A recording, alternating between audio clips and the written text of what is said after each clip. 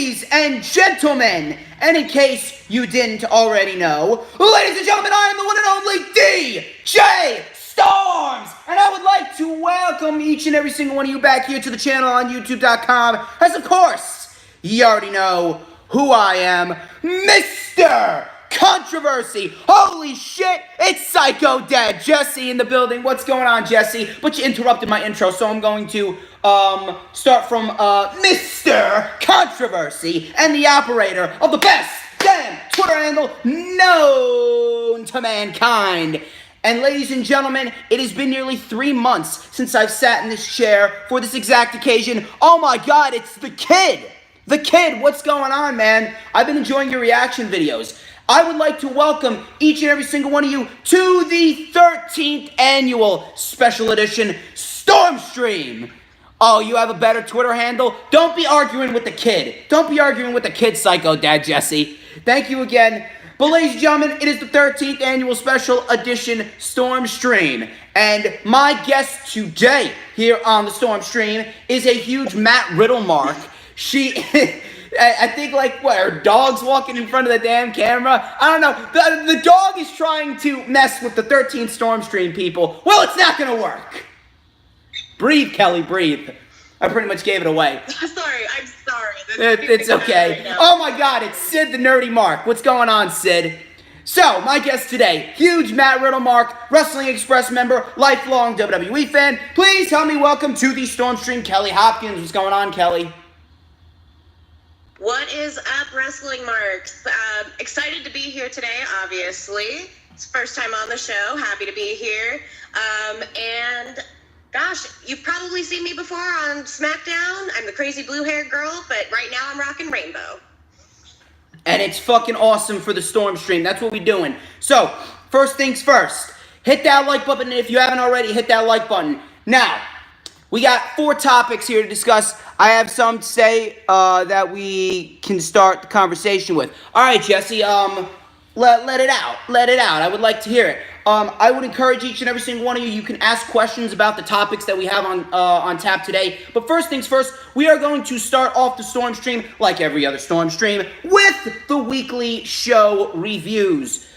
We're going to review all 5 of the weekly shows: Raw, SmackDown, 205 Live, NXT UK, and NXT. But who the fuck wants to talk about Monday Night Raw? Because outside of a decent match with Cesaro and Ricochet and a very good tag team match with the Revival and the Usos, the show was a complete waste of time. The show kicked off with Lesnar and Heyman warning Rollins and Kofi Kingston. Rollins came out first, and Heyman threw shade at Becky Lynch. Don't worry, we're going to talk about Bray Wyatt and the Firefly Funhouse, Sid. We will. But he was throwing shade at Rollins, saying you had to wait for your girlfriend to main event WrestleMania. So that was cool there. What's going on, Colin H? How are you? Welcome to the 13th StormsStream. We're talking about wrestling. If you want to, you're free to network with other people in the chat room if you would like. Ask questions if you want to about wrestling as well. I don't think Brock will cash in at Super Showdown because they want to play the story. No, I actually think they will. I actually think that Brock Lesnar most likely will cash in at Super Showdown. That's awesome, Colin. So they were throwing shade at Becky. Then Kofi came out. Heyman said that Lesnar and the contract ain't going anywhere. So obviously, Heyman and Lesnar stuck around till the end. What were your thoughts on the opening segment, Kelly? Honestly, I want to mute anything with Brock Lesnar coming on the screen or fast forward, but for some dirty reason, Sling has decided I cannot fast forward in my recordings of Raw anymore. I'm mad about that. Screw Sling TV, but thank you for existing as well. However, this whole opening segment was essentially just a big waste of time. There was no actual build to anything. It's just he's not going anywhere, which we know. We want you to go. Please go. But obviously it was a good cheap shot to bring in Becky in there, obviously. Missing Becky 2 belts, but she does have his belt on her bedpost now, so it works out. But again, the wild card rule, I really enjoy when they bring in Kofi Kingston and some of those guys, but I really want the brand split to stay too. So Yeah, like, fuck the wild card rule, man. Yeah. But getting back on topic, I mean, it was expected of what it was for the opening segment. Obviously, Brock Lesnar wanted to get out there and be as white as possible, and he did. White as possible.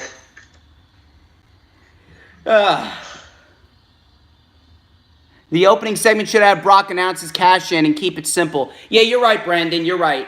By the way, Colin H. Yes, Becky and Rollins are a real life couple. Storms is WWE Championship material. You're damn right I am. You're damn right I am. You're damn right I fucking am. Anyway, we're moving on. Strowman defeated Sami Zayn. There was a brawl in the back. This is doing nothing but building towards the match with Bobby Lashley and Strowman. Oh my God, it's Shane Ortero from the UK. My man from the UK, Shano, is watching. What's going on, Shano? Hit that like button if you haven't already done so.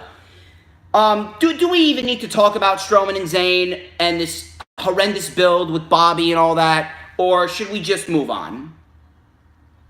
I would personally just move on. I mean, I love Braun Strowman being the beast he is, but he is being incredibly misused at this point. Yeah, forget about that. Strowman and Lashley, that's the build towards, you're in Scotland. Colin H. Nice. Anyway, so we had Lars Sullivan going out for an interview, but before Lars could even get a word out, the Lucha House Party come out. You took it from Truth? Yeah. R-Truth in this 24/7 champion. Look, I love R-Truth, but the 24/7 champion, we're going to rip the 24/7 championship to shreds. We will rip it to shreds, trust me. I'm ripping his company a new asshole. So Lars Sullivan basically sent the Lucha House Party retreating. What were your thoughts on this segment? Really, it was a waste of time. I would rather just get Lars Sullivan in an actual feud where they can actually start building him up as a beast, rather than just doing what Lacey Evans did, but instead of doing the catwalk wave, Lars Sullivan is just coming out, beating people up, and then leaving. That can only go on for so long. What were your thoughts on this? Gosh, first off, it was just obviously a poor decision with the way they decided to book this in with the first place and everything that's been going on. Yeah. It was a horrible, horrible decision there, just in taste alone. Yeah.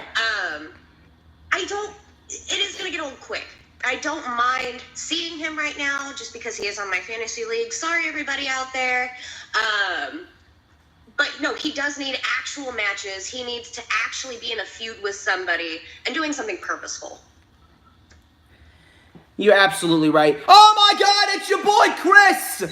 Your boy Chris! What's going on, Chris? Ladies and gentlemen, Chris is one of the fastest rising YouTubers and one of the fastest rising newest analysts in the community. If you guys haven't subscribed to Chris, go subscribe to him after the StormsStream. The guy's a little fucking beast. So, moving on here. We had a segment with AJ in the back where AJ just slapped Corbin. It was pretty much short, sweet, to the point there. Roman Reigns came out, so this is where the show was automatically going down, because anything involved with Roman Reigns is a fucking waste of time. Lars versus Matt continuing what he did with the Hardys. Lars can move on to Roman leading into Hell in a Cell.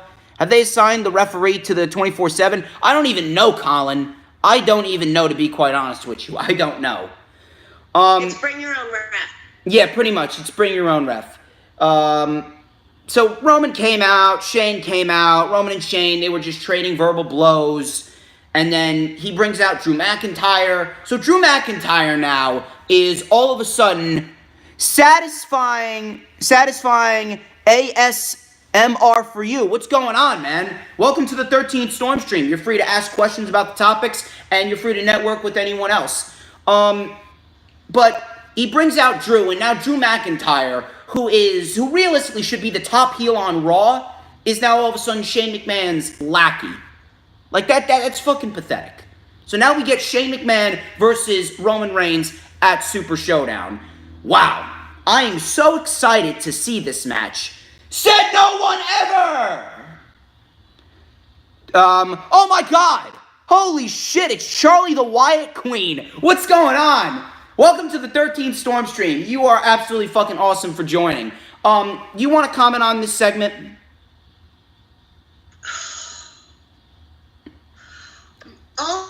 to say on this is the fact that if McIntyre is going to be a lackey, there actually needs to be some decent payoff for him so that they don't completely ruin him a second time over. Oh, God. He's already on his way. Oh, I love Roman. I do. And I will forever be a fan of the big dog. But this feud with Shane is completely pointless. It's not going to get fans behind him. I want fans behind him. I love that man. He is fantastic to me. They're not doing this correctly. Whatever you're thinking of doing, do the opposite in regards to Roman. I promise it'll work. No, it's okay, Shane. Don't worry. If you have to go, you have to go. Do not worry, Shane. You're good. This is what you see. Bye, Shane. Yeah, Kelly says bye. Thank God, finally, I come across an intelligent Roman Reigns fan, because I always say on Twitter that Roman Reigns fans are the dumbest fucks in the entire community, but finally, Kelly goes against the mold. Thank God you have a brain and you know how to use it. I'm telling you, there's nothing that can save Roman's career right now other than a bona fide heel turn. The guy will never be over as a babyface. Never. Jesse, are you an intelligent Roman? All right, fine. I'll give Jesse a pass as well. Oh my God, it's Christina Washington, my girl Christina from Washington D.C. What's going on, Christina? Welcome to the 13th annual StormsStream. So then we had the Usos versus the Revival, and this was actually a very good tag team match. The Usos, they ended up mounting a comeback later on in the match. The Soul Kicks, I'm not really a Roman hater. I just don't care for him. Well, all right, that's fine, Charlie. That's fine. That's mostly everyone nowadays. That's mostly everyone. Mostly, like, everyone really doesn't give a fuck about Roman.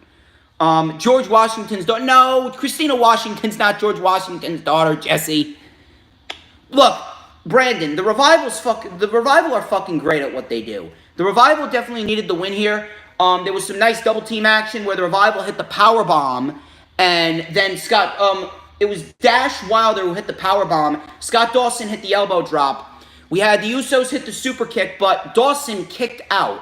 Then, out of nowhere, we had Dash with a tornado DDT on the outside, looked very fluid, took out Jay, and then Dawson rolled up Jimmy for the pin. The Revival win a very good tag team match. And after that, that was pretty much it. Actually, you know what? I'm sorry. I skipped something. I skipped the fact that Cesaro defeated Ricochet, which was a decent match for what it was. Ricochet was able to get his shit in. Cesaro ended up winning after he hit the uppercut and then the neutralizer on Ricochet. Listen, I am all for a Cesaro singles run, but at this rate, it's too late to push him as a singles guy. He should have been pushed as a singles guy back in 2015 and 2016. This is Ricochet we're talking about. Ricochet, realistically, should be in a United States Championship program with Samoa Joe. But they fucked that up by giving Rey Mysterio the United States Championship in such shitty fashion.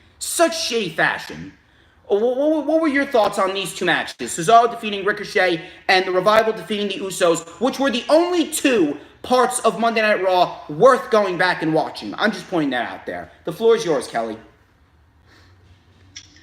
I absolutely loved the Ricochet versus Cesaro match. I enjoyed seeing them put some more effort into Cesaro, especially with him getting the Titron redone and some new music again. Yes. I did love his old music, though, so I'm a little sad to lose that because it was fabulous.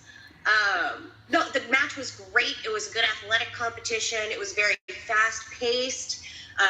Ricochet is obviously incredibly athletic and incredibly talented, so the two of them had great chemistry. I'm going to disagree. I don't think it's too late for Cesaro. I think these two, if they want to keep this build and keep it going, we could see some really amazing stuff happen. As for the Usos and the Revival, you're going to hate me for this one. I loved the comedy parts of the past weeks. I was laughing my ass off. They had such commitment to the comedy that it made it good for me. If they wouldn't have had that commitment, it would have literally been shit to me. But their commitment was there. I give the Revival props for putting up with bullshit. That's the thing though. Like that's the thing though. Like I don't question the commitment of these guys, but everything underneath it is fucking bullshit. I love a good laugh in the program. I do too. I do too, but I don't want it consistently. look, But think of the payoff that they had to deal with the Usos shitting on them for weeks, and all of a sudden they come back with a strong match and victory. I realize that, but at the end of the day, the Usos and the Revival, they could have done so much better with the feud itself. And on top of that, the whole reason why they're doing this whole comedic shit is to punish the Revival.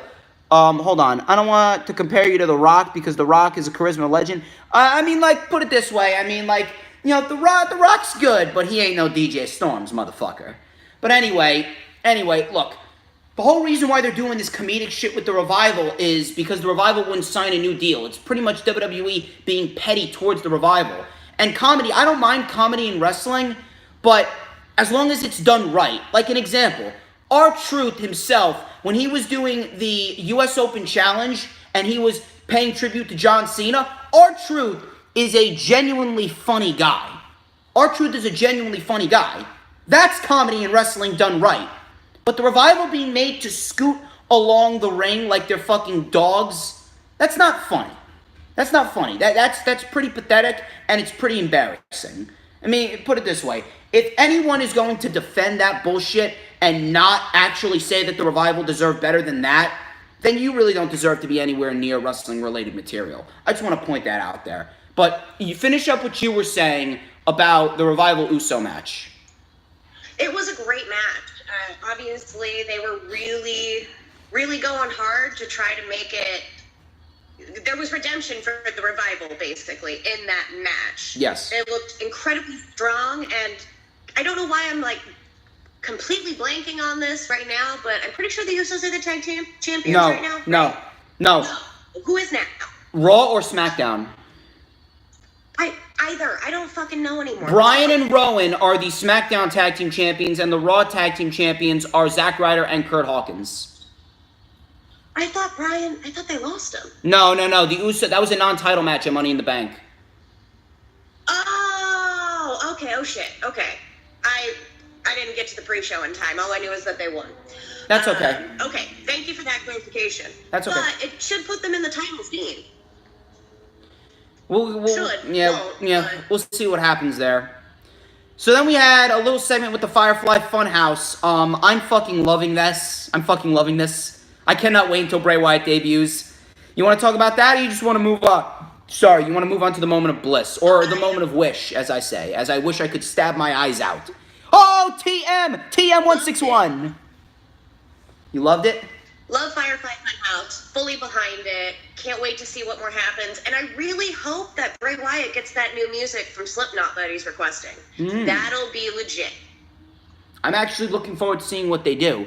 Needs more Bray? Oh yeah, absolutely. I mean, like, Charlie the Wyatt Queen, she's the biggest Bray Wyatt mark of them all.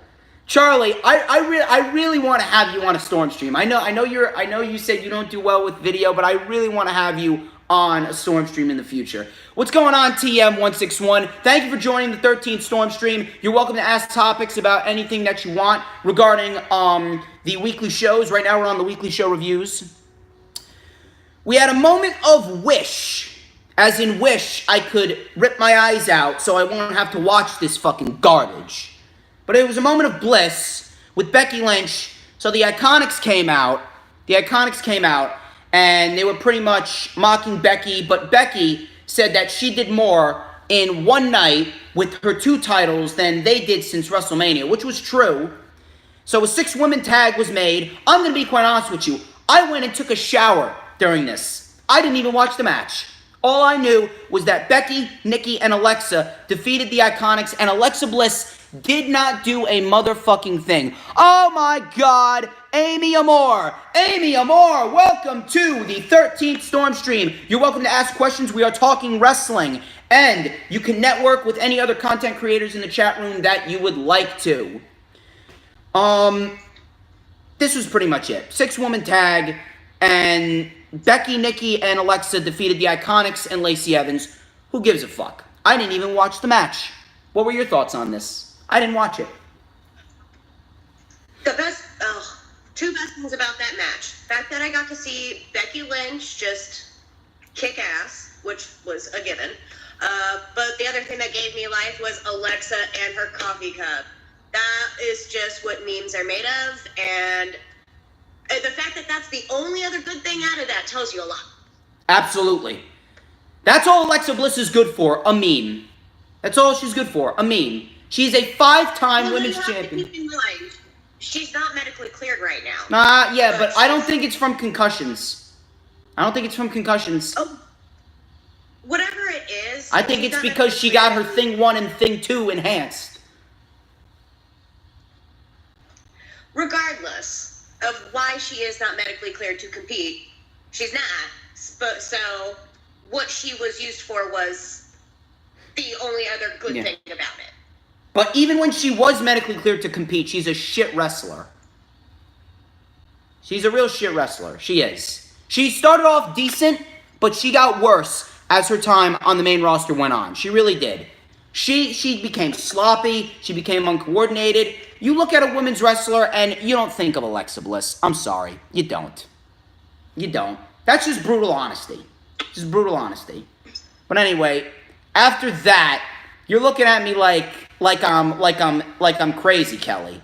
Kelly, I am a controversial being for a reason, because I spit brutal honesty. Oh, I know. I just don't. I think if we get into this and go back and forth, we'll be way over your anticipated 2 hours. I don't care. I don't care. What do you want to say? What do you want to say? Say it by all means. You want to get into a promo off with me? She's a talented athlete, and I guarantee you, if she was being booked better, things would be fantastic. She had great chemistry with Bayley. Her and Sasha did great matches. Yeah, because Bayley and Sasha carried her. No. Yes. She's terrible. She's fucking terrible. No, she's terrible. She is terrible. Unless she goes back to the PC and shows me something, I am not going to stop saying anything. Because it's brutal honesty. Alexa Bliss is a terrible wrestler. She can't. She got worse as her time. She turns on the match once in a while, maybe you'd see proof otherwise. I have seen her wrestle numerous times. Her match with Nia Jax was one of the worst matches in women's WrestleMania history. That match was horrible. For many other reasons, aside from the fact that it was just Alexa Bliss. No, I realize that. It was from both women. It was from both women. It was from both women. It was bad booking. Those two together as opponents literally makes zero sense. No, that's true. I'm not saying it's all on Alexa. It's a combination of both. It's a combination of everything going on with WWE. But Alexa is still a liability. Straight up, that's just bad booking. It is bad booking, but Alexa's still a liability. Anyway, moving on. We gotta move on because I need to shit all over this next segment. The 24/7 Championship.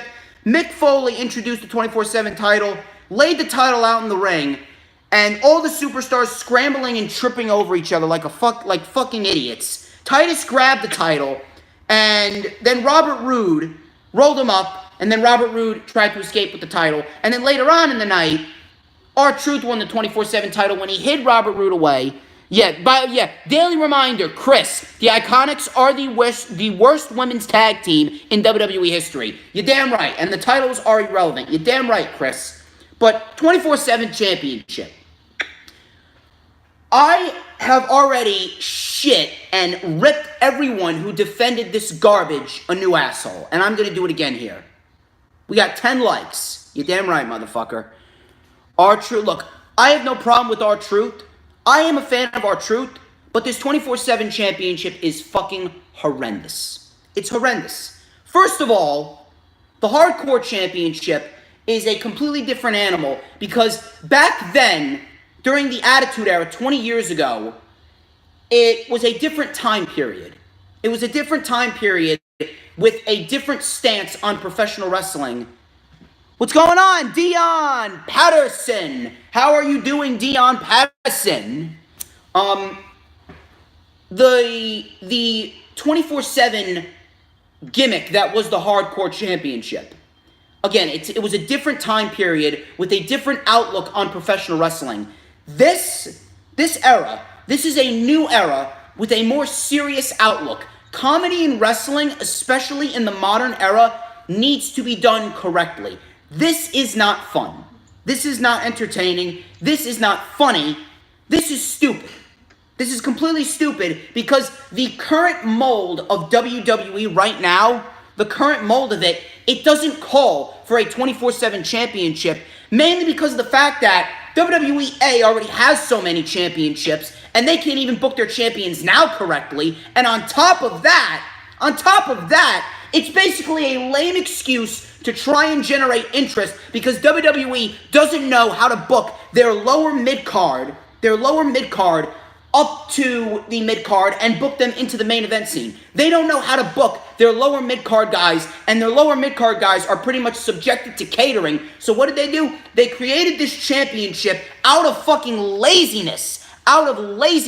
Just to try and generate interest, and it's making everyone fighting for the title look like absolute idiots. What is going on, Arnold? I am ripping apart the 24/7 championship, if you didn't already know. And on top of that, yes, exactly. It was a belt for jobbers. I am telling you right now, if anyone supports the 24/7 championship, I am going to say this right now. Your standards for comedy are incredibly low. You do not deserve access to social media. You do not deserve to be anywhere near wrestling-related material. And you do not deserve the rights or privileges that we have in this life. And I have no respect for you whatsoever. What's that phrase that Pentagon Jr. says? He says, "Cero miedo," zero fear. Well, you will get cero respeto from me. No respect whatsoever if you support this garbage. If you support this, you are the exact problem with the community, and you are exactly why the WWE product is in the shitter right now. You cannot defend this. If anyone defends this, you are an absolute fucking moron, and I don't have any respect for you. All right, I'm on the verge of having a fucking aneurysm, so I'm going to hand this over to Kelly. Holy shit. All right, you take a breath. I'm trying. I need to take a drink of my ice water. There you go. Good. Trash segment. Don't understand why a wrestling belt was even determined by who grabbed it first. I was incredibly confused by that. Who the fuck came up with that? First come, first serve? Like, what is this? A Chili's contest? That was good. That actually calmed me down a bit, so thank you. The only good thing about it is that R-Truth has it because I'm enjoying his YouTube or his videos on it. That is the only good thing about it right now. It's hilarious that he's calling it the European title. Chris just reported USA came up with the idea. It wasn't Vince McMahon. So blame USA Network. All right, we gotta move on from that. Yeah, he said it on his podcast today. I was actually watching his podcast. It was fantastic, by the way. Again, subscribe to your boy Chris. Subscribe to him. Then we had Drew McIntyre defeating The Miz, and then Roman came out to save The Miz. Do you even want to talk about this, or should we just move on? Nah. That is entirely how I feel about them. Except the Miz is awesome. Yeah. This is bullshit. Exactly. They ruined the Miz babyface character. They should have booked him as a serious, focused babyface character, but they couldn't do. They could barely do anything with him in that Shane McMahon feud. And that match at Money in the Bank was fucking horrible. So then we have the State of the United States Championship next week. And then in the main event, Rollins and Kofi defeated Bobby and Corbin. And then Lesnar, he teased the cash in, but Heyman said we're coming back next week. You even want to talk about that, or should we just move on to SmackDown? I don't want to see him next week. Well, you're going to. I'm sorry. We're going to see him at the Saudi show versus Rollins, and I think that should be the end of him in the championship scene. I don't think Rollins is losing the title. Hopefully. Oh, that would be beautiful. Like, please don't tease me like that, but that would be so perfect. You're damn right. Worst show on television is Monday Night Raw. SmackDown was really no better. SmackDown was really no better. Outside of a very good match, Beatlemaniac, what's going on? How are you doing today, my friend? Hit that thumbs up if you haven't already. Hit that thumbs up. We're on SmackDown right now, and outside of a very good match with Ali and Andrade, again, SmackDown was a complete waste of time. New Day kicked off the show. We had a fake Big E. Then we had the real Big E come out. Big E wanted Becky's mom. That's what I got from this. Big E wants Becky's mom. Although, I don't know what Becky's mom looks like, so I don't know what Big E's chasing. She's hot. Is she? I'm going to have to, I don't know. Big E, you got some competition then, because I don't think anyone wants to miss out on the StormsMeister. But anyway. Oh, you know it's true. You know it's true. Everyone knows the StormsMeister is where it's at right now. It was on Twitter? Yeah, it was all over Twitter, Charlie. So Big E wants Becky's mom, then Owens and Zayn came out, and then Kofi promised to walk through Sammy. Again, it was pretty much a waste of an opening segment when they could have given more time to Kofi and Sammy. I wish they would have. I really wish they would have. What were your thoughts on this opening segment? All I know is that they're doing a really poor job of trying to hide that Big E is going to turn eventually. And I have no problem with it. I want a Big E heel turn. Huh? I have no problem with it. I want a Big E heel turn, but they're really wasting time. I have no problem with it. It's just it's really sloppy writing at this point, and it's mute worthy while I scroll my phone. Yep, I completely agree with you on that. Sorry, I'm just putting the my cord into the computer so my phone can charge, so that way we don't allow. Okay, we're back. Hang on a minute. Okay, we're back. I just needed to plug my phone in so that way my phone can charge. Anyway, so Ali versus Andrade was next. This was a very good match. This was the only part of SmackDown worth going back and watching. I could literally watch these two wrestle all night long. Ali with that reverse Rana dropped Andrade right on the back of his neck. We had Ali with the Tope Con Hero. Andrade looked like, what do I agree with? I'm sorry, what do I agree with? I missed that chat. I missed that comment. I'm sorry, Jesse. Ali was made to look like an absolute underdog babyface. I feel like Sammy is trying to be like Daniel Bryan. Yeah, I know, right? Andrade versus Ray was definitely a great match. Yes, it was. But Ali with the Tope Con Hero, and Andrade looked like a straight savage here, just constantly throwing Ali into the barricade, and you could hear the crowd getting behind Ali. They did a very good job at making Ali seem like a legit babyface. Keep on coming back to fight. And in the end, Ali got the win over Andrade, which I really don't know why. I'm assuming that this could result in Ali getting an Intercontinental Championship match against Finn Balor. Because Andrade is not winning at Super Showdown, not against the Demon.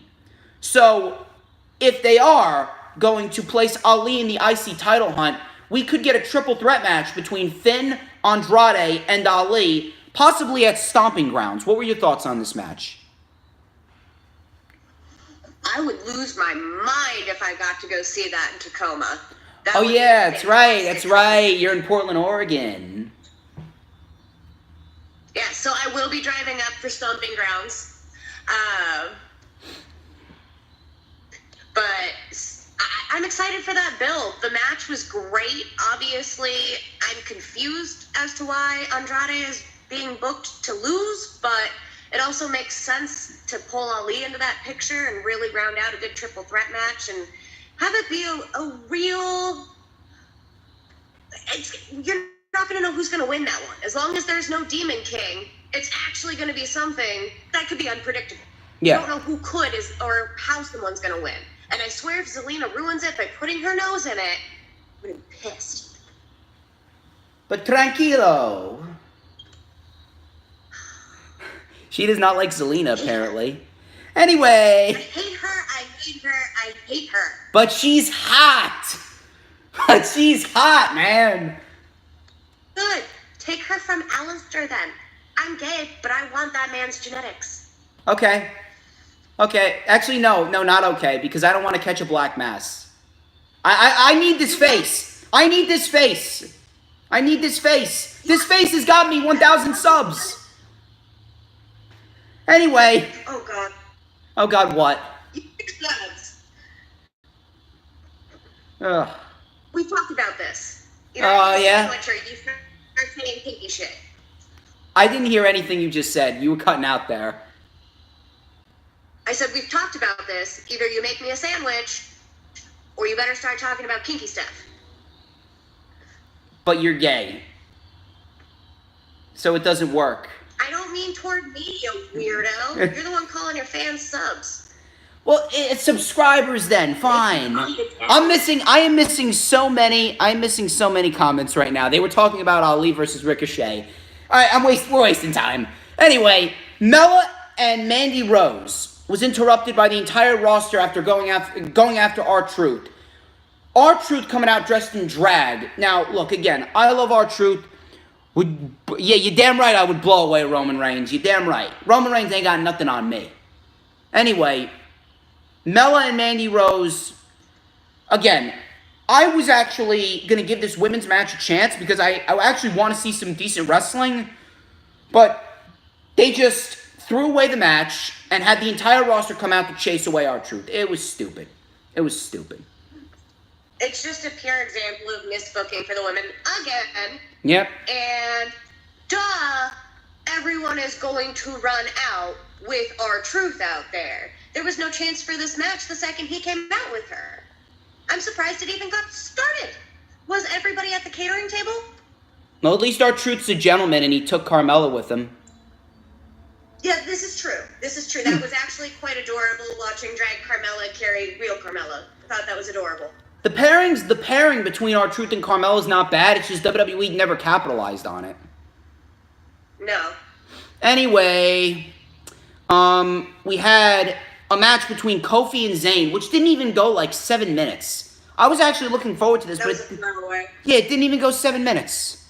Mandy Rose isn't trash. She's just not good in a singles role. She's better with, who should Bryan and Rowan's first challengers be? I think it should be Heavy Machinery. But Kofi defeated Zayn. Heyman comes out and teases a cash-in. But then Ziggler came out, he returned, Ziggler's back. He attacked Kofi and crushed Kofi's head between a steel chair and the announce table. What were your thoughts on this match and segment? They actually had something decent with Ziggler, but Ziggler came out and he pretty much turned into Raven from ECW. What about me? What about Raven? What about Dolph Ziggler? It should have been me. Meanwhile, Ziggler could have done so much more with this promo. He literally sounded like a crybaby. WWE literally made Ziggler go out there and sound like a fucking crybaby. Meanwhile, you have Ziggler and Kofi, who could put on a very good match for the WWE Championship. No doubt it's going to be a good match. Super Showdown, this is one of the 2 matches in which I am looking forward to from Super Showdown. Should they put Chad Gable and Shelton Benjamin back together? Yeah, why the fuck not? They should put them back together. Yeah, why the fuck not? But Kofi and Ziggler, you had something of interest and you could have done so much more, and you could have had Ziggler come out and say, you people decided to get behind Kofi Kingston after 11 years. Meanwhile, I've been here for 15 years, and you didn't even bat an eyelash over me for a World Championship match. That's what Dolph Ziggler should have said. Dolph Ziggler should have said, you only got behind Kofi because he's the flavor of the month. And as soon as Kofi loses the title, you are going to move on to the next flavor of the month. That's what Ziggler should have said. He shouldn't have came out and, pretty much knocked off Raven from ECW. What were your thoughts on the entire Ziggler-Kofi incident? I actually like the rest of the Dead WWE Universe completely forgot that Ziggler was still signed with them. So that was shocking. I would say that was incredibly unpredictable because I forgot he was there. But he could have written that promo himself because it sounds like every other misused superstar on Twitter wanting to complain, what about me? And I'm sick of that. Aggressive Red Bull slam. Did you just say That's really aggressive Red Bull slam? Only on the StormsStream, people. Only on the StormsStream. Hey, Beatlemaniac, thank you for stopping by the StormsStream. I hope you have a great night. Thank you, Beatlemaniac. Anyway, so then we had a tag team match with Becky Bailey defeating Charlotte and Lacey. Standard women's tag team match. Didn't do anything. Would you like to comment on this? She doesn't even want to comment on this. Happy to see Becky. Well, always happy to see Becky. Lacey's actually in matches, so that's weird, but, I mean, it's better than walking in and out. Yeah. That's literally all I have to say on that. Yeah. It's better than the Raw match, but at the end of the day, it really means nothing. And then the main event, wow, something that everyone wants to see, Roman Reigns and Elias. Meanwhile, Elias has gotten as stale as 4-month-old bread, and Roman Reigns, anything with Roman Reigns at this rate is absolutely fucking irrelevant. It's irrelevant. Yeah, the Wyatt Queen, Charlie, tuned out. Good. And the only reason why I didn't is because I had to write this shit down in my notepad so me and Kelly can review this. The shit that me and Kelly are doing, you better show us a lot of fucking appreciation, I swear. Who was the dude that liked Roman versus Elias? I don't even fucking know. To be quite honest with you. The only dude that liked it and was jerking off to it in the back was Vince McMahon. So Roman won, and then Roman took out Shane, and then McIntyre claymored Roman Reigns. Do you even want to say anything, or do you want to just move on to 205 Live? So 205 Live, let's talk about that. Yes. So I love 205 Live, and the main event, it was pretty much a one-match show, but they are doing a very good job at building Tony Nese's next challenger. You gotta give them a lot of credit there. So, here, would you like to talk about the start of the show? I'm gonna give her the start of this match to start it off, and it was Humberto Carrillo and Jack Gallagher defeating the Singh brothers. So, what were your thoughts on this tag team match? So I thought it was a pretty odd pairing with having Humberto with Jack, but they had some fantastic moves together. I mean, I don't usually watch 205 Live, I'll be honest. I did that for you this week. Thank you. And anytime I obviously go to SmackDown is when I watch it. But I feel like they're odd bedfellows or strange bedfellows or whatever that old thing used to be called. But they were a really good tag team. Their finisher that they had done together was phenomenal. And I thought it was hilarious that the Singh brothers thought that they were just going to get a count out. And I am glad for Drake Maverick coming in and setting this together. So, put it this way. The reason why they're pairing Humberto and Jack is because they're currently involved in a program, and Humberto is currently being built up. Humberto is currently being built up, and I think we're going to get a match between Humberto and Jack down the line. But, listen, Brandon, Tozawa winning was good. It was good because Oney Lorcan, he doesn't need the opportunity right now.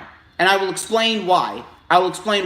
So, also, Jesse, don't worry. You will get Mike Kanellis versus Tony Nese. Mike Kanellis will get a Cruiserweight title match down the line, but it's not going to be now. Akira Tozawa defeated Arya Daivari, Oney Lorcan, the Brian Kendrick, and Mike Kanellis. Fatal 5-way match. This was a great match, and if you wanted to go back and watch this, you definitely should. I love this match. Action was nice, fast-paced. We had a chop-off between Mike Kanellis and Oney Lorcan. We had Oney Lorcan jumping over the entire jumping over the rope and taking out Mike and Arya. Then we had Akira Tozawa with the suicide dive. We had a Tower of Doom superplex. Arya Davari came off the top out of nowhere with the Persian Lion Splash. Nearly got the win over Kendrick. And then towards the end of this thing, we had everyone taking out everyone. We had Oni Lorcan take out Mike Kanellis with a decleaning uppercut. We had Arya Davari with the Hammerlock Lariat. Tozawa rolled up Davari for the win, and Tozawa is currently on a winning streak.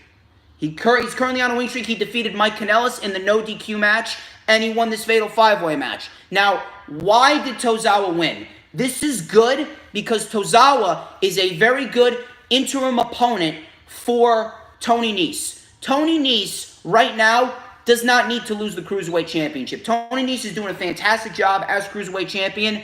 And if you're wondering why Oni Lorcan didn't win, simple. Oni Lorcan right now is one of the biggest names in the Cruiserweight division. And Oni Lorcan right now needs to be saved for Tony Nese for SummerSlam. And that is when Oni Lorcan is going to defeat Tony Nese to win the Cruiserweight Championship. Right now, it's going to be Tozawa at Super Showdown, which should be a great match. Then we're going to get Humberto Carrillo on Stomping Grounds. So you could get Humberto versus Tony. You never know. Jordan Devlin, I don't know. Brandon just pitched the idea of Jordan Devlin. I don't know if Jordan Devlin would be doing double duty because he has to go back and forth between NXT UK and the United States. So I don't know if they're going to do Jordan Devlin there. But I think that Humberto's going to get the next shot at Stomping Grounds. Then we could get Mike Kanellis at Extreme Rules. And then it's going to be Oni Lorcan at SummerSlam. So what were your thoughts on this match and where Tozawa goes from here? This match was better than both Raw and SmackDown combined. Damn right. It was fantastic.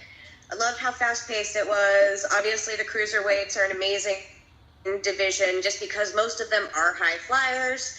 They're very fast and agile, and they can do a lot just because they're smaller. So, and it's nice that they've actually built the program up solidly. I do remember it in the beginning, which is why I wasn't a fan of it. Triple H is running it. That's why Triple H is running it. Of course.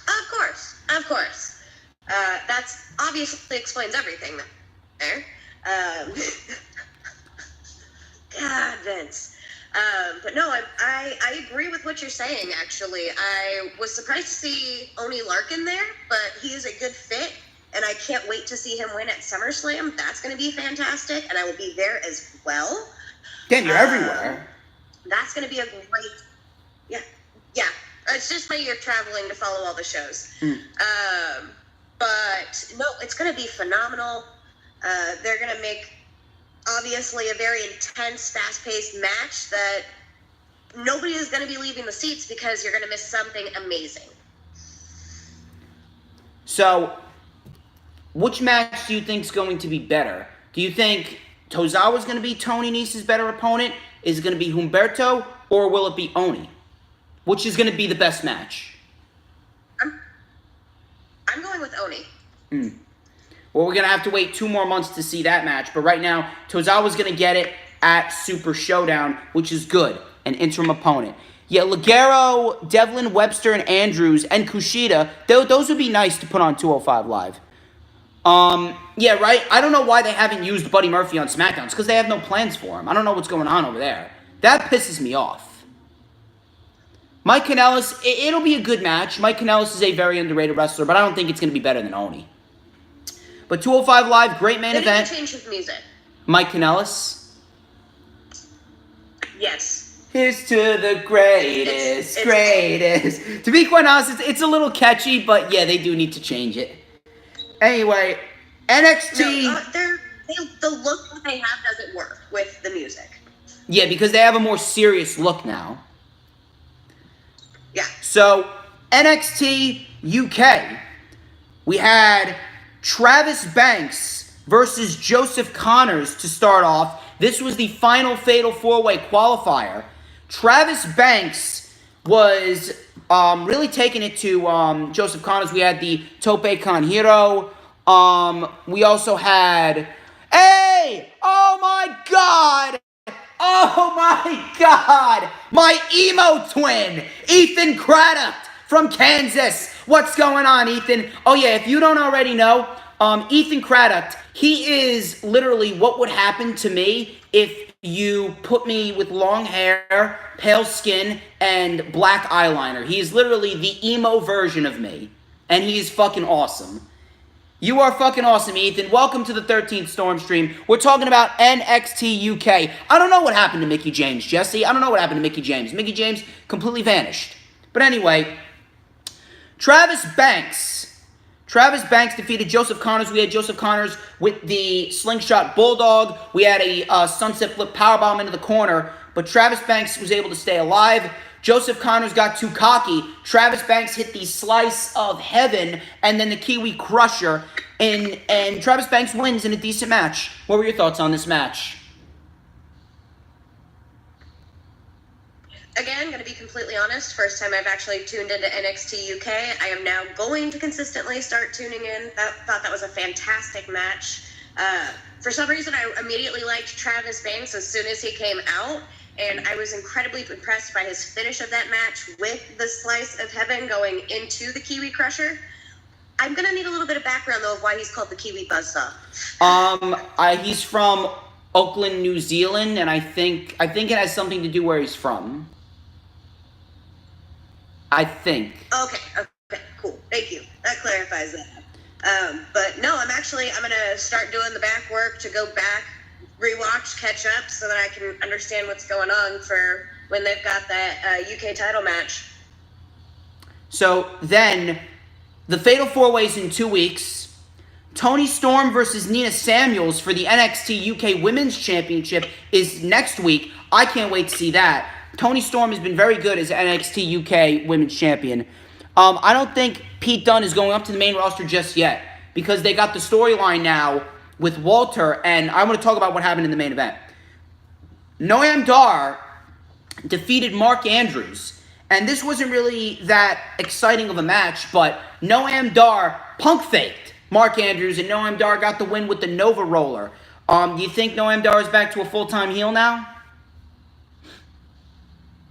Oh, completely, and that was fantastic, actually.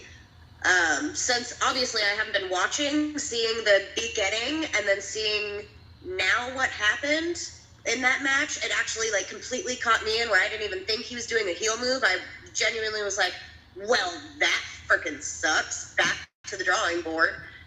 And he played that perfectly. I loved his little smart ass fishing reel.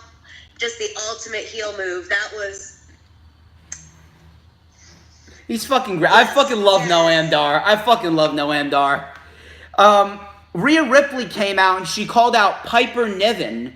That should be a very good match, and I don't know whether they're going to put that on the next NXT UK TakeOver, but regardless, I'm very excited to see that match. Then, next week, we got Cassius Ohno versus Jack Gallagher. That should be very interesting. Why hasn't DJ applied to be a WWE writer? You know why I haven't applied to be a WWE writer? Because they're too idiotic to hire someone like me. I am too fucking good for WWE. That's why. WWE doesn't deserve me. They don't. You mean Vince doesn't? He doesn't. He has more wrinkles on his face than he does brain cells. It's true. It's true. No, I'm not arguing, trust me. Anyway, main event was actually a very good match. Like anyone is better than WWE's current writers. No, it's not the current writers. It's because of Vince. And if you don't know what I mean by that, go watch the Lightning Flash update from last week with Chrissy, and you will see why. But anyway, Walter defeated Pete Dunne in a very good match. It wasn't as good as their match in Brooklyn, but it was a very good match. We had, I prefer this match over their TakeOver match. Yeah, all right. I'm not going to hate you for that, because both matches were great. Both matches were great. So you're not going to get any hate from me for that. That's a reasonable opinion. But the ending of this surprised me. Fabian Eichner was distracting the ref, and then all of a sudden Marcel Bartel with the championship hit Pete Dunne, Walter with the powerbomb retains the title. And apparently, we have another faction in NXT UK. So it's not just Gallus. It is now Gallus, and now we have Fabian Eichner, Marcel Bartel, and Walter. And I believe they're calling themselves Imperium. What were your thoughts on this match and the formation of Imperium? I'm fully behind Imperium. I love a sneaky, successful, dominant heel faction. They are going to terrorize everyone, and obviously that's going to cinch Walter in for a fantastically long title reign. True. Killian Dane's not with NXT UK. Killian Dane's going back to NXT, actually. And we're going to talk about NXT right now. We're actually going to talk about NXT right now. And then we're moving on to her predictions for the Double or Nothing pay-per-view. That is our second topic. NXT was very good. The show started off with William Regal announcing the Forgotten Sons versus Oney Lorcan and Danny Burch versus the Street Profits versus the Undisputed Era in a fatal four-way ladder match for the NXT Tag Team Championships. And my God, when is Chelsea Green coming back? I don't know. Maybe she should be back by August. She's healing up a broken wrist. The show started off with Undisputed Era and Johnny Gargano. So Adam Cole was, saying that the Undisputed Era will be draped in championship gold. Gargano then comes out, and he's just rubbing it in Adam Cole's face. You definitely didn't shock the school system because you gotta win 2 falls to win a 2 out of 3 falls match. So Adam Cole's like, shut up, Gargano. And then out of nowhere, Kelly's favorite wrestler, Matt Riddle, comes out of nowhere, bro. And Riddle and Gargano were able to stand tall in the end. What were your thoughts on this opening segment? Oh, that was fantastic. I was dying at how condescending Gargano was getting from Cleveland, my hometown as well. So obviously I'm fully behind him at this point because not much good comes out of there. Love the behind attack from the original bro. And the fact that man never wears flip-flops unless he's just entering. Yes. Barefoot all the freaking time. Love it. Oh, Ethan Craddock. If you didn't see, I don't know. Ethan Craddock just said out of nowhere, RK bro. So, by the way, Kelly's fully behind you, Ethan. Kelly's fully behind you. Oh my God. Don't even bring that up. Brandon, do not even bring that fucking idiot up on Twitter saying that Jinder Mahal was a great WWE champion. Fuck that guy and his lack of intelligence. Fuck him. What? People actually think that? Yes, exactly. Actually, that is how dumb the wrestling fan base and social media is. Yes, exactly, Chris. The winner of Gargano and Cole is facing Riddle at TakeOver for the NXT title, without a doubt. So, yeah, it's going to be Kelly's fantasy. Anyway, so then we had Oh, no, that's going to be smoking. Oh, yeah, without a doubt. What else? DJ and Chris have better shows than NXT, though, which means their shows are glorious, but NXT was great. You damn right. Me and Chris, we're in a league of our own. Trust me, we're in a league of our own. But anyway, we had Mansoor defeating Sean Maluda. Mansoor, I'm actually liking this. I think Mansoor is going to be a very valuable player within the next year. If he keeps this up, then I think Mansoor is going to get over with the fans, and possibly he could be a new addition to 205 Live. I would love it. No, Brandon. Mansoor is great. Mansoor is great in the ring. He would be great on 205 Live. That would be some nice depth to the show. DJ, it's in the news? Oh, it is in the news. Really? Interesting. So the winner of Matt Riddle and the winner of Cole and Gargano is confirmed to face Matt Riddle at TakeOver. Interesting. Anyway, what were your thoughts on Mansoor? Do not do the... Stop, Kelly. Do not do that. Oh, God. What did I get myself into? No, back on topic. I love Mansoor. I agree, will be a fantastic addition to 205 Live. Before he gets there, I would love to see him possibly do a little bit of tag work and go against Oney Larkin and Danny Burch. I think there could be some great chemistry there. But he is incredibly talented. I mean, he has a great ring presence. And he's technical with some really good moves. So I'm behind him. Nice. So then we had William Regal confirming that it's going to be Matt Riddle versus Roderick Strong at NXT TakeOver. I can't wait for that. Then the Velveteen Dream was addressing the crowd, and out of nowhere, Prince Pretty, the Sultan of Selfies, Tyler Breeze, came back. And I loved the back and forth roasting session between Tyler Breeze and Velveteen Dream. I thought it was absolutely fantastic. Velveteen Dream was talking about playing cops and robbers and saying that just because you couldn't cut it on Raw and SmackDown doesn't mean you can't come back to NXT. Then we had Tyler Breeze saying, you want to take a selfie? Yeah, let's take a selfie. But when you write your name on your trunks and no one calls you up, it means that they're not interested. And he clonks Dream with the cell phone. And we have our match for the North American title confirmed. It's going to be Tyler Breeze versus Velveteen Dream. Now, why did they do this? Why did they do this? Because Tyler Breeze realistically has done nothing to earn a North American title match. But here's why I think Triple H did this. It's NXT TakeOver 25. And from that, I believe that Triple H is kind of seeing it as almost like the 25th anniversary of his own WrestleMania. And I believe that because of that, Triple H wanted to kind of bring a quote-unquote legend back, an NXT legend. He wanted to bring an NXT legend back, and he wanted to do an old school versus new school type deal.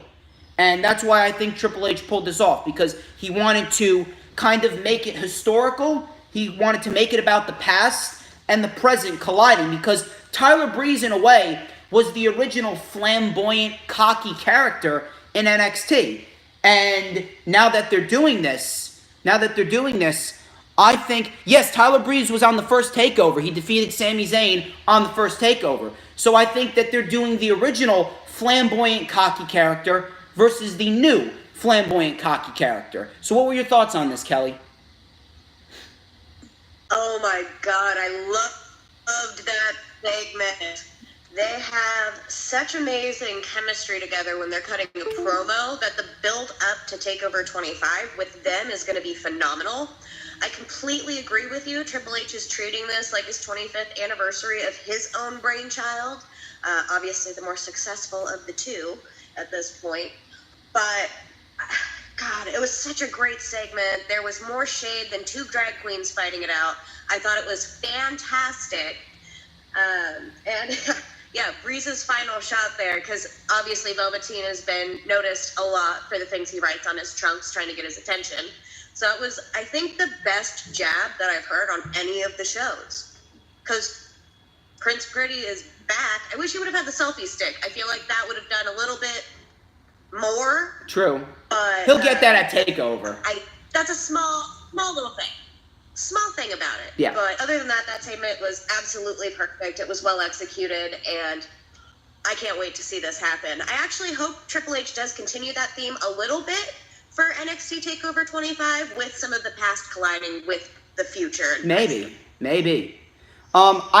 Jesse, I actually loved Y2AJ, and yeah, I would have kept them a team a little bit longer. So Jesse was talking about Y2AJ. But yeah, I think I would have kept them as a team a little bit longer back in 2016. It was innovative. Anyway, moving on. Candice LeRae defeated Reina Gonzalez And then the horsewomen attacked, but out of nowhere, Io Shirai with a kendo stick just started wailing away on Shayna Baszler, Marina Shafir, and Jessamine Duke. What were your thoughts on Candice getting the win and the segment with Io and the horsewomen? I wasn't actually really into that women's match. For one thing, I felt like Gonzalez, when she was entering, was going to smash herself in the face with that cowbell because she was just... We need more cowbell. With that thing. You need controlled cowbell. With cowbell. That's a t-shirt. Put that on a t-shirt. # controlled cowbell. Oh my God. Put that on a t-shirt. It was an alright match. I did love the ending of it. Candice obviously is a good high flyer, and she's got some really good quick moves. I was more interested though in watching her get her ass kicked by the three-quarter four horsewomen, whatever you want to call it. Yeah. Three-quarter women. And having Io come out, she was savage with that kendo stick. Like, I was cringing when the bear skin was coming up and that kendo stick. I think she hit Marina in the face. Breaking. I think she hit Marina in the face. She got her once in the face because that was like wild child. Oh. And got some of them, like, there were some actual, like, cringe-worthy shots in there where I felt it myself with that splintering kendo stick because, like, bits were flying everywhere. It was great. I can't wait for that women's match at TakeOver. Going to be good. Next week, we got Kushida versus Drew Gulak. Yeah, don't worry about Candice. Candice, her time is coming. Candice's time will come. We got Kushida versus Drew Gulak next week. And we also got Mia Yim versus Bianca Belair next week as well. We had the Undisputed Era defeating Gargano and Riddle in a very good tag team match. The Undisputed Era stood tall because Roderick Strong ended up taking out Matt Riddle when Adam Cole distracted Gargano, allowing Bobby Fish and Kyle O'Reilly to hit Total Elimination for the win. What were your thoughts on this segment to close out NXT? Undisputed Era is going down. Do not mess with the original bro because he belongs to the original Respian. But it was a phenomenal match and it was the perfect ending. But I'm mad. But it was perfect. But I'm mad. Hey, just checking. Are you mad? Just checking. But yes, no, I'm mad. Are you mad? It was perfect. Why hasn't Robbie E appeared on NXT TV? Because they don't have any plans for him. Triple H knows what he's doing. Because right now, Triple H has to slowly slide these guys into the televised scene. Triple H knows what he's doing. But a very good episode of NXT. As we are approaching 70 minutes here on the StormsStream, we're going to give Kelly her own topic. We are talking about Double or Nothing. Kelly is giving me her predictions on Double or Nothing. Now, first things first. If you want to know my predictions on Double or Nothing, go and watch the rundown for Double or Nothing. That is currently up on the channel. It already has over 120 views and over 21 likes. If you want to go check that out, you can after the StormsStream. But Kelly, we're going to start off the predictions for Double or Nothing. This is our second topic. Yeah, hell of a t-shirt company. Not just a t-shirt company, baby. But the buy-in is starting at 7 p.m. Eastern Time. And our first match, we have Kip Sabian, who was on the UK scene, versus Sammy Guevara, who is a former AAA World Cruiserweight Champion, and he made his debut in 2013. What is your prediction on this match? You know, I'm going to go with Sabian on this one. Ooh. I mean, I did a little bit of research on them. They are both, from what I have uncovered in my very limited time, incredible aerial artists. So there's going to be some really great back and forth between the two of them. But ultimately, with, again, my little bits of research that I did just for you. Thank you. I think Sabian is the one who really has more to lose here. And if they're going to do their booking right, that's the way it's going to go. I actually picked Sammy Guevara, so we're in a bit of competition there. We're in a bit of competition.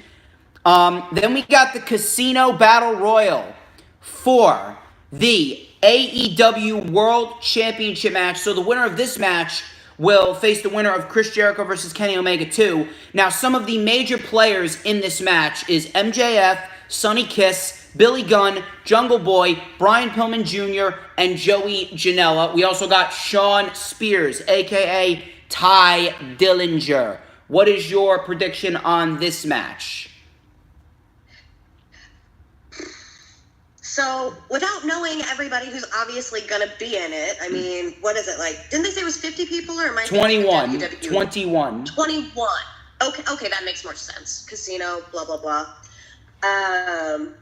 Without knowing all 21 participants, it's obviously going to be a great match because what Battle Royal isn't exciting at some point with some great moments? I don't think it matters who wins. Because they have no chance at getting the title from whoever wins with Omega and Jericho. You never know. Go down that way. You never know. My prediction here is it doesn't matter who wins this because the title will be going on to Jericho or Omega, depending on who my prediction is there. Well, who is your prediction for the Casino Battle Royal? You got to pick one. I would love to go with MJF. That's a lot of people's predictions. So a lot of people, MJF seems like the up-and-coming rising star that could very well get that win in the Battle Royal. Could very well do it. So now onto the main card. We have the 6-women tag for the Japanese women. It is Aja Kong versus Yuka Sakazaki and Emi Sakura taking on Hikaru Shida, Riho, and Ryo Masunami in a 6-women tag for Double or Nothing. So, what is your prediction on this match? And I think it's good exposure for Japanese women's wrestling. Oh, it's incredibly good for them. However, it's here with how they have been doing their promoting. My assumption is it's going to be the team with Shida on it just because they have been behind her since they've had her signing. And if they're going to give her that much hype, they do need to start with the follow-through. Otherwise, what's the point? Yeah, absolutely. So, I think that's a very, very fair point. What happened with Pac? He got pulled off of Double or Nothing due to creative differences because he's not losing as Dragon's Gate Pro Wrestling World Champion. I personally think it's a work. Why don't we take a break from the predictions? Do you think it's a work? No, I don't. Really? Pac has already proven before that if he doesn't want to lose, he's not going to show up. So but with Enzo it was different though. With Enzo it was different. I don't think at that point he would have wanted to lose to anybody. Well, it's not really. It's not. It's what? Where he's at now is he views himself and where he's at with the company he's with as the top dog. Yeah. He has to protect that image. Otherwise, he is going to demean what goes on with his company. I don't think he's going to show up. I think that match is going to be someone else coming in to step up so they can save that. They could save. So it's going to be someone else stepping up to face Hangman. Yes. Who do you think? I don't know. Make a prediction. I don't follow. Here, I will give the obvious that everybody wants. Jon Moxley. That's what I was looking for. Anyway, let's move on to the next match. We got the best friends, Chuck Taylor and Trent Beretta. I'm actually a fan of Trent Beretta. And they're taking on Angelico and Jack Evans. What's your prediction on this match? Gosh. I am going to go with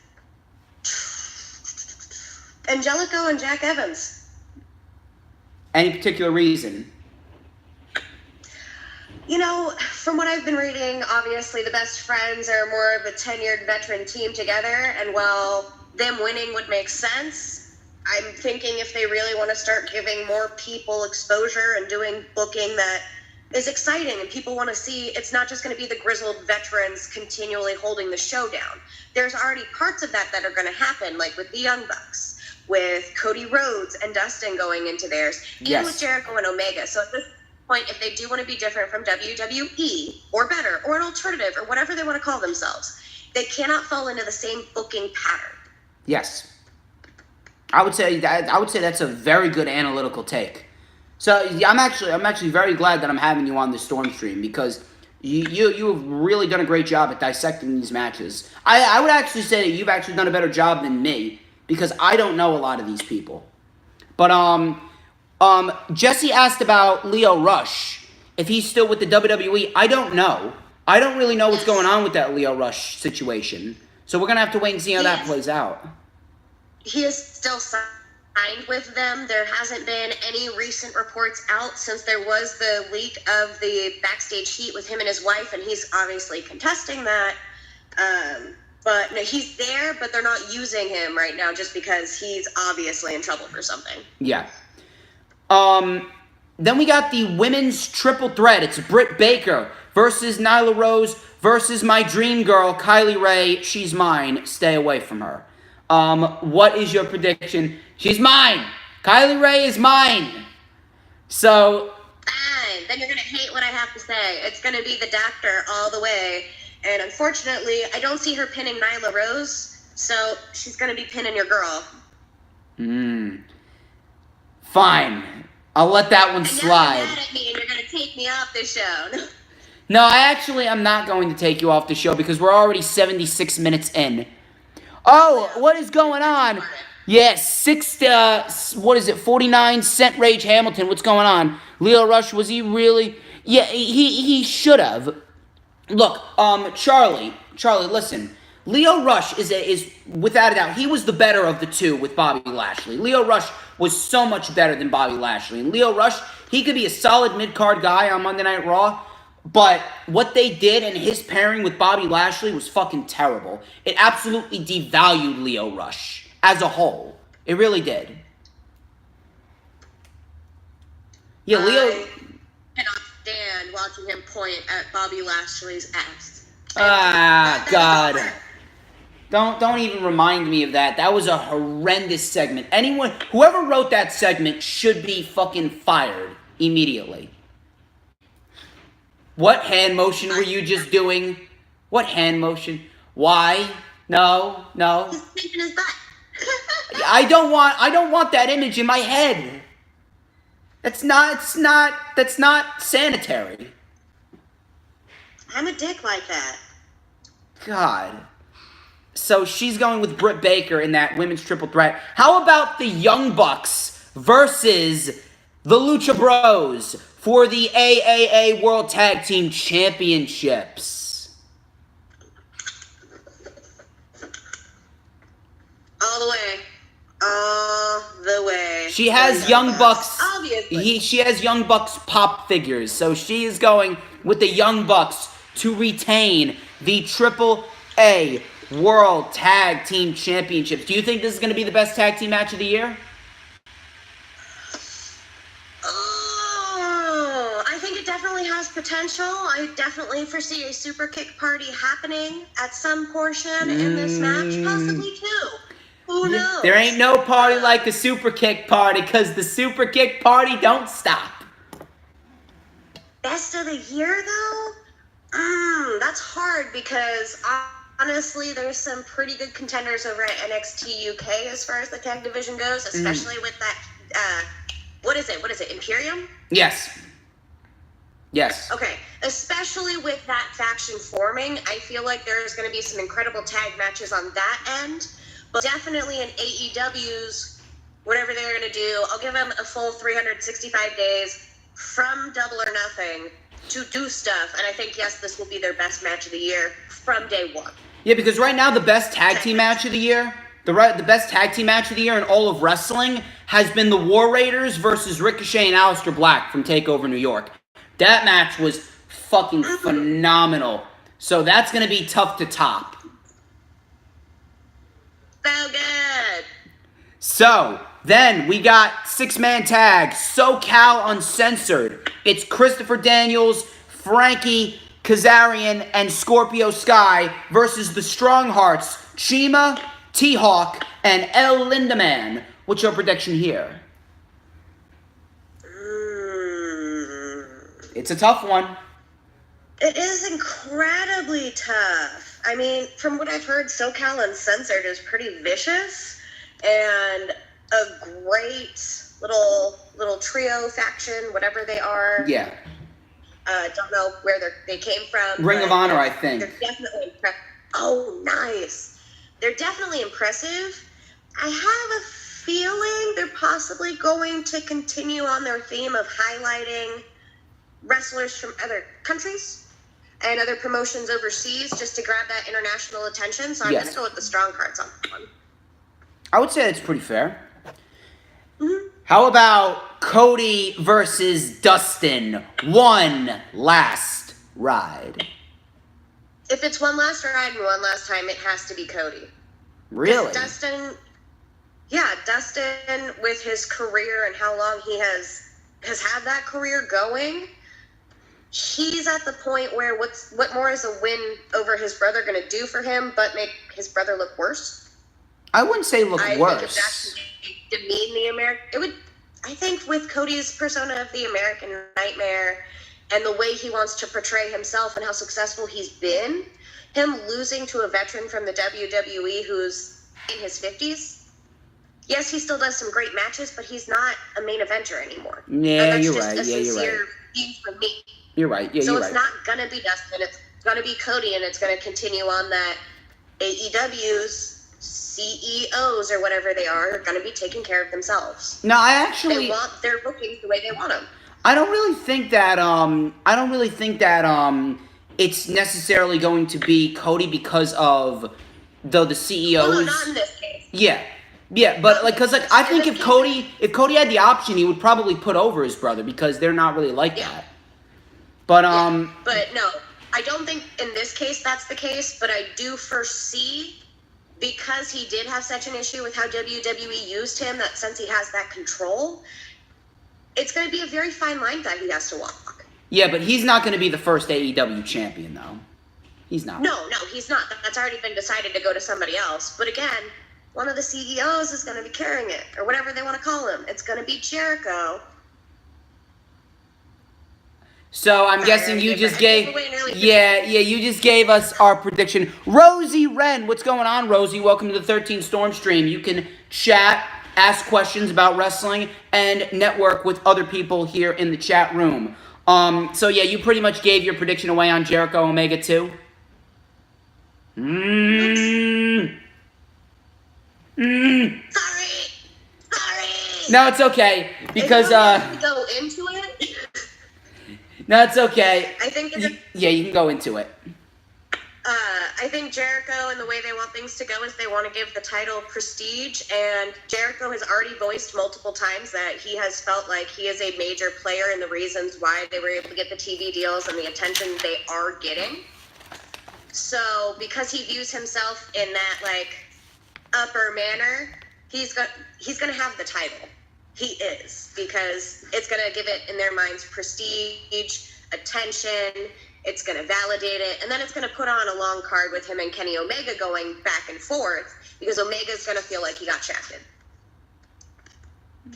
Oh, Rosie Wren saying The Undertaker's way cooler than Jericho. Yeah, he is. He's my favorite of all time. The Undertaker's my favorite of all time. I'm just pointing that out there. Undertaker, number one. Undertaker is the greatest of all time. However, he's so old. And I know. They got to let him go. I don't want to hurt whoever saw that. They got to let him go. They do. It's time. He needs to have retired probably 3 WrestleManias ago. And if AEW signs him to use him as a draw, that just shows that they're trying too hard or they feel desperate. I don't think that they're using him as a draw. I don't think that No, if they did, there's no point for them to sign The Undertaker and put him in a match. They won't. He needs to retire. Yeah, they won't. They're merely having him appear at StarCast. I thought they pulled, or he pulled. I don't know if he pulled or not, to be quite honest with you. But regardless, if he was just doing it as an appearance, appearances are fine, but no wrestling. No. But anyway. I thought somebody was implying wrestling, and that's why I'm saying No. Let that man retire in peace and let him just travel and see the world and sign your autograph. Exactly. So that ends our second topic. Our third topic here is we actually got some exclusive leaked matches. What do you think of my comment I just said? Are you talking about the Chris Benoit incident? Yeah, Jesse asks a lot of random questions here on the Storm stream. I don't know. I honestly... What about Benoit? Whether he actually did it or not. Some people said it was Kevin Sullivan. I don't know, to be quite honest with you. I don't know. I have not done a lot of research on it.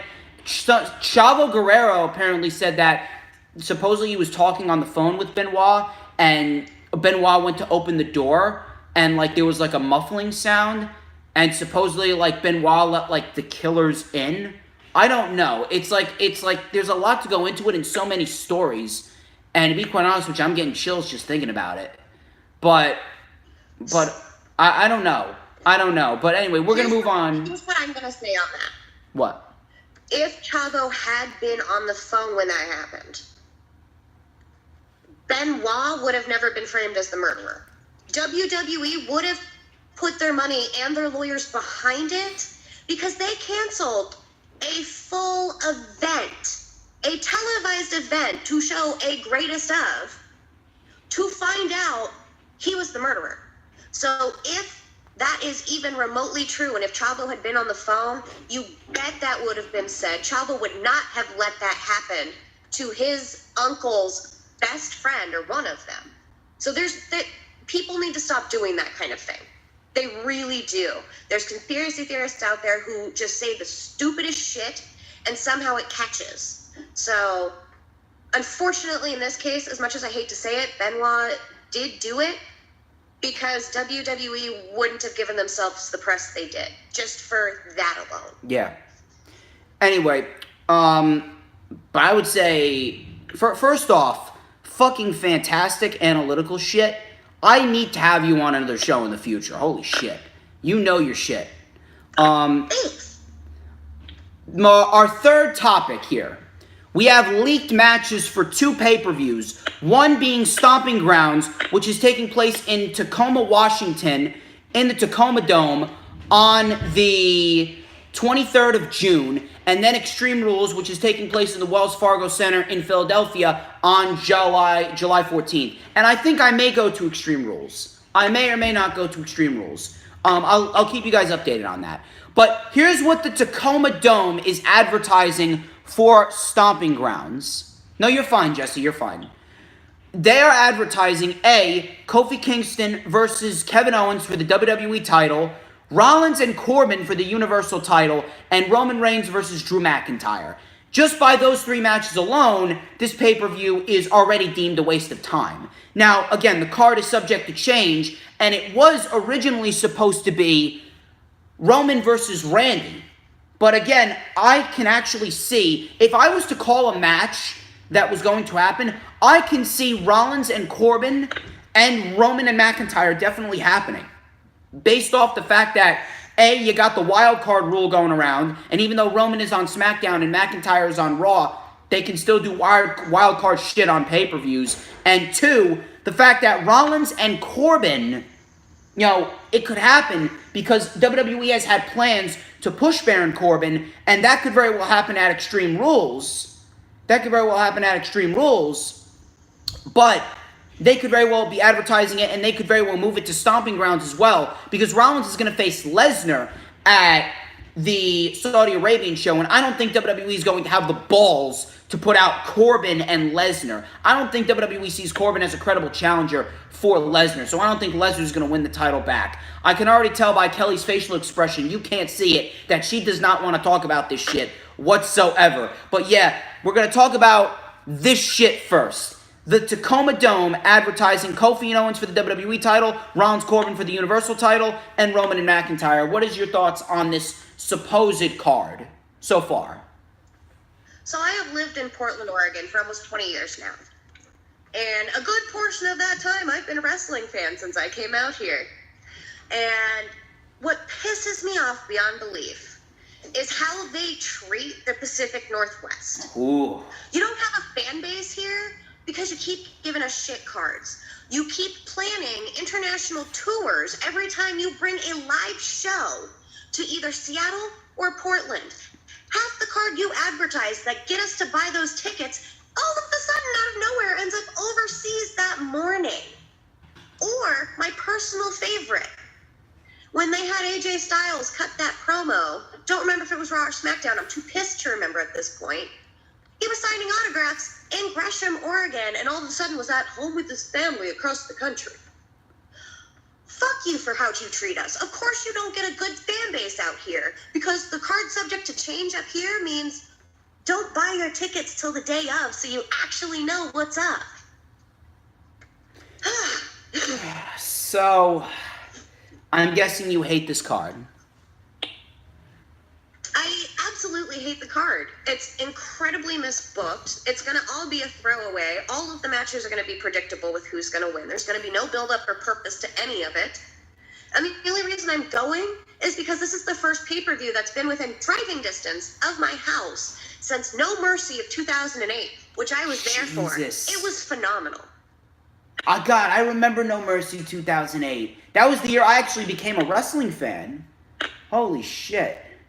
Time flies, man. I still remember turning to my father and saying, Dad, I am pretty sure Chris Jericho just lost part or an all of a tooth.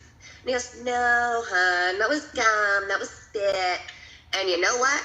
I ran downstairs the next day yelling for him, being like, it was a tooth and he looks awful. Oh my God, I remember that ladder match. I remember that. Holy shit. Wow.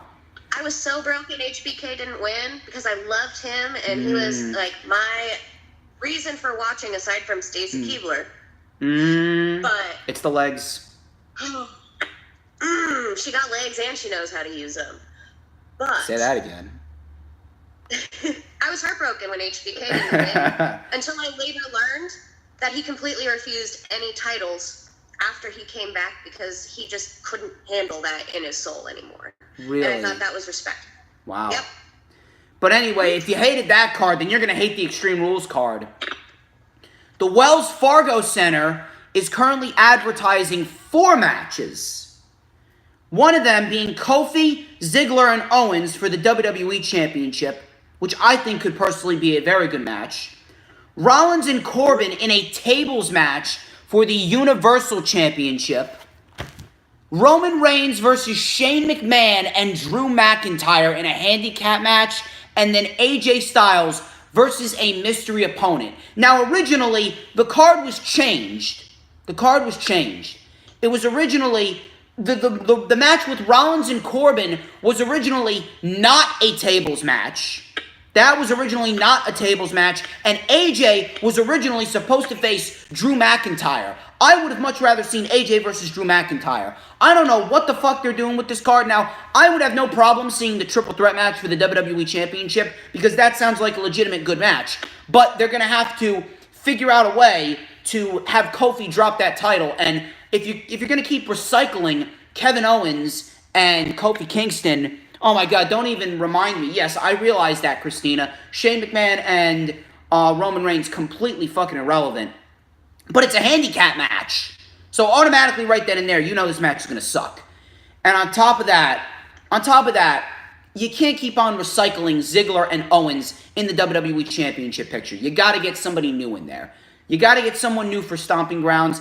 I would much rather see Kofi versus Andrade if Andrade's not going to be fighting for the Intercontinental title, or you could do Kofi versus Randy Orton, and the story pretty much writes itself there for Kofi versus Randy Orton. I would personally love to see that. What would you guys like to see? Who would you guys like to see Kofi defend the title against? Let me know in the chat room. What's your thoughts on this supposed card? So, yeah, that was... It's just more of the thing. It's more of the same. Yeah. Don't care about a tables match, even though Rollins is talented, whatever. Baron, you are an awesome human being. I am sorry, but I don't want to see you in that match, and you're not going to win anyways. The triple threat match, you are correct. It has amazing potential. I also see an incredibly interesting kind of situation forming with that, because you're going to have Sammy behind Owen. Yes. Or Owens. You're going to have Xavier behind Kofi. Mm-hmm. And then you're going to have Big E behind Dolph Ziggler. Oh. So there is going to be that slight, an immense version of Bad Blood, because you've got Big E turning on the New Day, basically pulling a Seth Rollins without the authority. They're going to go from incredibly successful to out of nowhere, Big E is going to be backed by Dolph's side. Yeah. And you're going to have that tension outside. You're going to have Xavier trying not to go after Big E. You're going to have Big E taunting him. Then you're going to have Sami Zayn trying to stir the pot in there. And I guarantee you one of those players is going to play a big part in the outcome. But it's going to be great. Yeah. If it's done right. Yeah. But then again, this is WWE main roster, so we can only hope it's done right.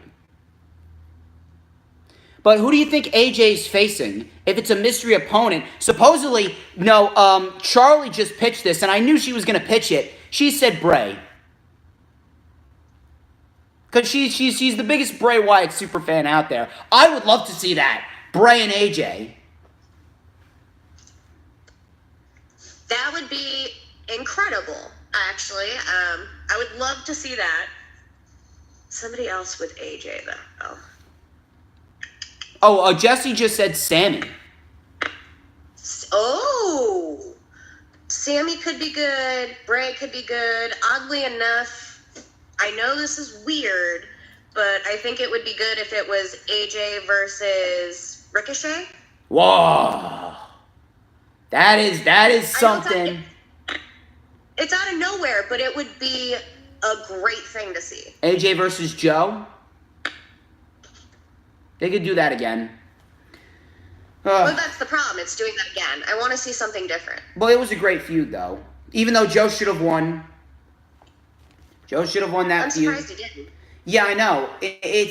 I feel as though like they're just starting to push Joe now out of fear that he may be unhappy and go to AEW. That's why. They're doing the same thing with Balor. AJ versus EC3. They haven't even been using EC3. I want them to use EC3, but they haven't done jack shit with them. Anyway. EC2 or EC1 would be better. There is no EC2 or EC1. Ha! Ha! You're a comedy genius. You're a comedy genius. I know. And the fact, oh God, the fact that you said I know in that tone. Oh God, this is turning into a cringe stream instead of a storm stream. Anyway, on to our final topic, and then we can get out of here because I know everyone wants to get out of here. Final topic is recent reports going around, and if you haven't heard this, Rey Mysterio is looking, hey, DJ Storms versus AJ Styles, there you go. I'm the mystery opponent. I'll make that show must-see. Pay me, Vince. Pay me. Am I too loud for you? No, I'm pretty sure my demon cat's getting into something. Oh my God. The demon cat? Andrade, wow. Charlie just pitched Andrade versus AJ. That sounds interesting. But again, yeah, I get the wild card rule. They could do the wild card rule. But anyway, if you guys haven't heard this, Rey Mysterio is planning on passing his mask to his son. Charlie, yes, that match did already happen, but it happened on SmackDown, and it hasn't happened since September. So they could do it again. They could really do it again. But here's the deal. Rey Mysterio is looking to pass his mask to his son. If you don't already know, the reports going around is supposedly that Dominic, Rey Mysterio's son, has inked a deal with the WWE. He is currently signed to the PC, and he's been training at the PC. And Rey Mysterio, now the supposed plan is he's not just going to pass his mask to his son, he's looking to face his son one-on-one in a match and have his son win and pass the torch to his son. And to be quite honest with you, it does sound like a very interesting concept, although I don't really know how they would go about this. How old is Dominic right now? Do you know? Can you look it up? Yeah. Look it up on that giant-ass tablet that you have. How old is Rey Mysterio's son? Dominic Gutierrez is 22 years old. Really? Wow! 22? He's older than me. Wow. 22. Wow. So, he doesn't look it. He looks younger. Mysterio's 44, if you wanted to know. So And he he's can had him still for half move. his life He now. can still move. Wow. Dominic is 22 years old. So, wow. So, if that's the case, then we could be seeing Dominic wrestle within the next couple years. We could. Oh, shit. Okay, so off of this, Ray has, as of March 12th, filed a trademark for the name Prince Mysterio. Wow. So that's gonna be Dominic's name. That could very well be Dominic. Wow. This is good shit right here we're getting. Dominic could go by the name Prince Mysterio, and we could very well, I don't know why, but I want to see Rey Mysterio versus Sin Cara versus Kalisto. I mean, like that's like a luchador dream match. But if this is the case, That would be amazing. yes, absolutely. But if this is the case, holy shit. Prince Mysterio is going to be Dominic's name. We could very well see Dominic wrestle within the next couple years, possibly for NXT. If we get Ray and Dominic on a takeover, this is going to be huge. And, we could very well end up seeing it if, exactly. We could very well end up seeing it if Samoa Joe faces off against Dominic. Holy shit. Joe's your daddy now, Dominic. Holy shit. Holy shit. I'm having way too much fun. Dominic's already been in a Who's Your Daddy match. I think that's a little bit traumatic. Joe doesn't care. Joe doesn't give a damn. He's Samoa fucking Joe. Oh my god. I'm having way too much fun here. I don't even want to end the Storm stream. Well, hold on. There's a bit more here for you. Oh yeah, my So god, real please quick, continue. I Continue. completely support what Ray wants to do and the direction he wants to take to endorse his son. To the WWE marks out there, please learn to read an article before you comment on it. Someone told me it's not 1997, people don't like to read. I'm sorry, but that's why you say dumb things. If you would have opened the article, it wouldn't have been a lose your mask match like traditionally had happened. That was disgraceful. This is a beautiful thing he wants to do to incorporate his son into his legacy and wish him well. Now, the really cool thing that I didn't know, I do not speak Spanish. I've tried to learn before, but obviously in high school, that's not successful. Rey Mysterio actually translates to King of Mystery, which is why he is going to go by Prince Mysterio. They're going to be the king and the prince. And that is absolutely beautiful. That's Love actually the Spanish pretty language dope. for this nuance. I didn't even know that. So, I didn't even know that. Wow. So that's beautiful. And he was an amazing person to meet, so kind. I met him in Phoenix when I was at the Royal Rumble this year. I actually didn't know it, but I met him the same day he had already just visited Eddie's grave for the first time. And even with that weight on him, he was so kind. He happily would have taken photos. He didn't have his mask on, so I did not want to because I view that as it's not something I'll ever do until he's completely unmasked again. But I mean, he's an amazing guy, and I think what he's doing for his son is beautiful. I am jealous. I don't have a wrestling dad. Hint, hint, Alistair. That's why I want your genetics. If you're watching. Zelina Vega's got some competition.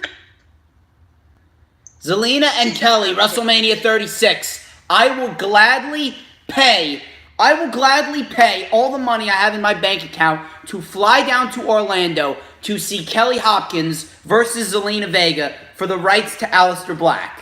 I don't give a damn. I want to see it. I'm the hotel lobby champion from Phoenix. Side note, if you're watching out there, whoever I beat while I was drunk, you have my belt. Bring it to me. I will send you your address. Send me a message after this, or my address. Send me a message after this.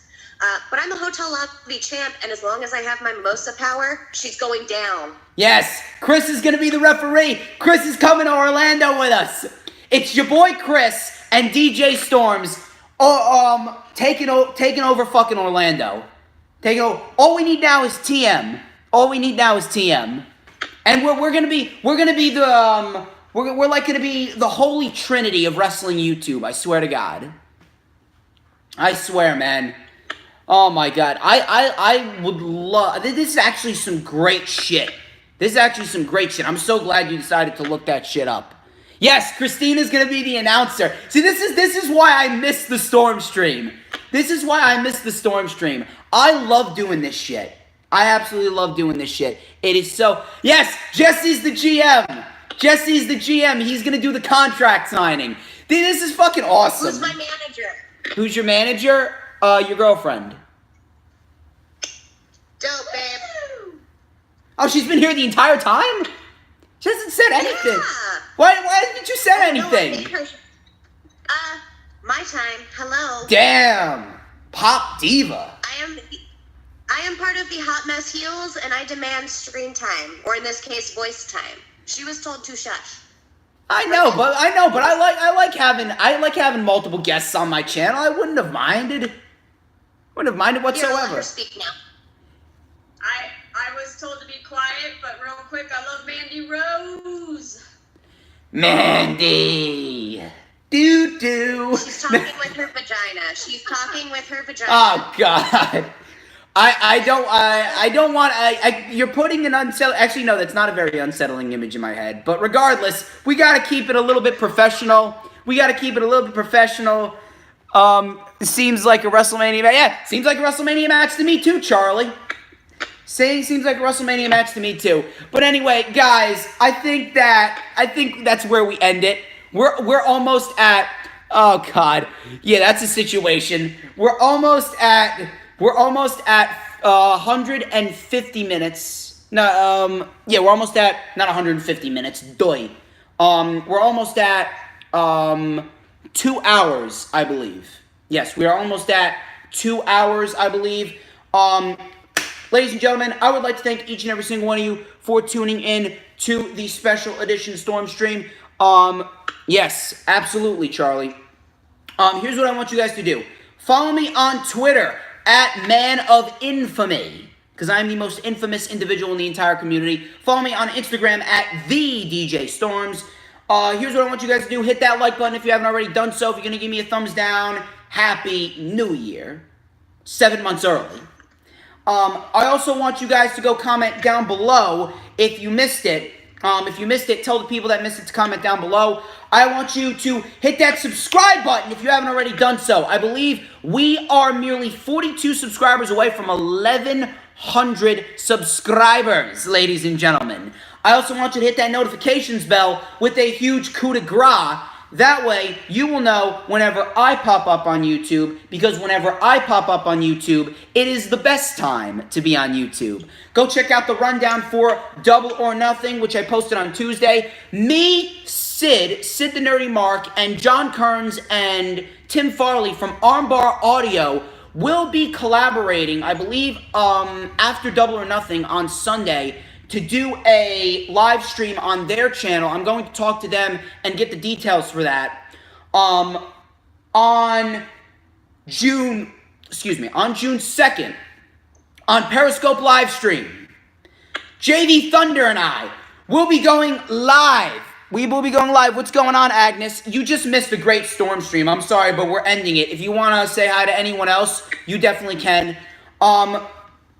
Here's what we're gonna do. Live stream is we're planning on having it in the evening on